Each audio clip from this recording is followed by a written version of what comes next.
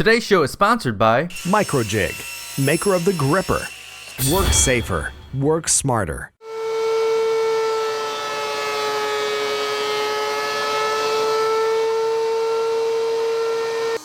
When I was 16, I started playing guitar, and all I wanted in life was to be a rock star. At around the age of 24, I realized that dream wasn't likely to happen, so I went to school for graphic design. My first job out of school was at a newspaper where I developed film, scanned in the negatives, and edited photos for newsprint. That was fun for a while because I had free access to a darkroom and all the film and photo paper I could ever want. So at this time, I really got into photography. But the love for music was always in the front of my mind as I was still playing in bands and learning about home recording. While working at the newspaper, I ran into a fellow who owned a local recording studio, and I convinced him to let me train with an engineer for a year. I started reading all the textbooks on recording audio and subscribed to all the trade magazines. I really got into it and learned as much as I could about acoustics, how the ear works, and how microphones work and interact with their environment. This was my way of being a rock star, so after a year of training, I became the head sound engineer at the studio for the next few years. Although working at a recording studio can be fun, recording crappy metal bands into the wee hours of the morning started to get pretty dull. So then I got hired as a graphic designer for a Toledo ad agency. While at the agency, I made the career shift from graphic designer to web developer out of necessity, and then became obsessed with HTML and CSS. It was a small but growing agency, and because of my photography experience, I was also thrown into videography and editing. I spent many years at this agency and watched it grow from a small startup to one of the best in my part of the country. I worked with so many talented people, and it was here where I picked up most of my knowledge on marketing, copywriting, good design, and branding. At this time, I was getting some of my photos professionally framed for an upcoming art show. I was shocked at the cost of framing and thought it was something I could learn to do. I took woodshop back in high school, so I did know a little bit about taking large pieces of wood and making them smaller. That's when I discovered the Wood Whisperer and woodworking for mere mortals.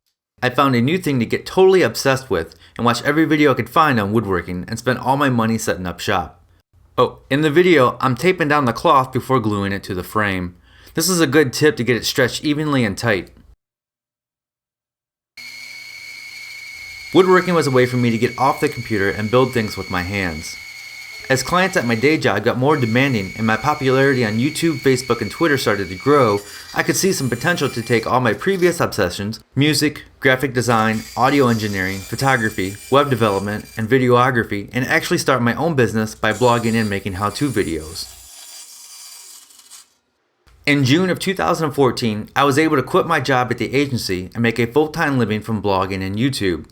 I often get asked on where my income comes from, and it's a combination of sponsorships, selling plans, Patreon donations, Amazon affiliate links, AdSense, and ad space on my website. Here in the video, I'm creating a shallow rabbit in the frame to create a shadow line you'll see when assembled. Shortly after becoming a full-time content creator, myself, Jimmy DiResta, and Bob Claggett started an audio podcast called Making It. As well as recording the audio for the podcast in my office, I also do a lot of voiceover work here. I recently removed a couch from this room and noticed a lot of reflection and room sound in my audio, degrading the quality. So here I am making these acoustic panels that will hang behind my desk, and not seen in the video is the acoustic treatment added to the ceiling. This will greatly reduce the reflection that gets into my microphone.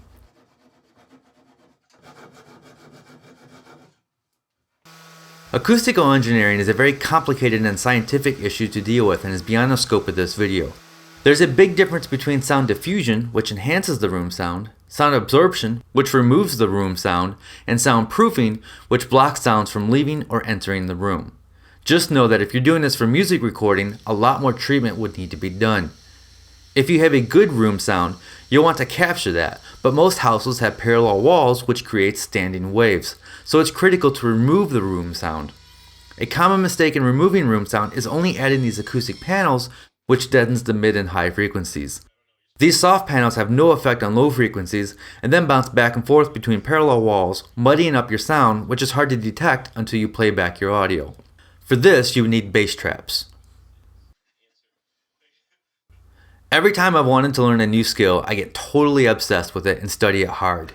Each one of these obsessions has led to a career change, and I'm fortunate enough to use all these previous experiences in what I do now. What's my next obsession and career pivot? I'm not sure, but lately I've been really into drawing, digital painting, and sculpture, and my upcoming videos are going to reflect a hint of that. What does that mean for the future of this channel? Only time will tell.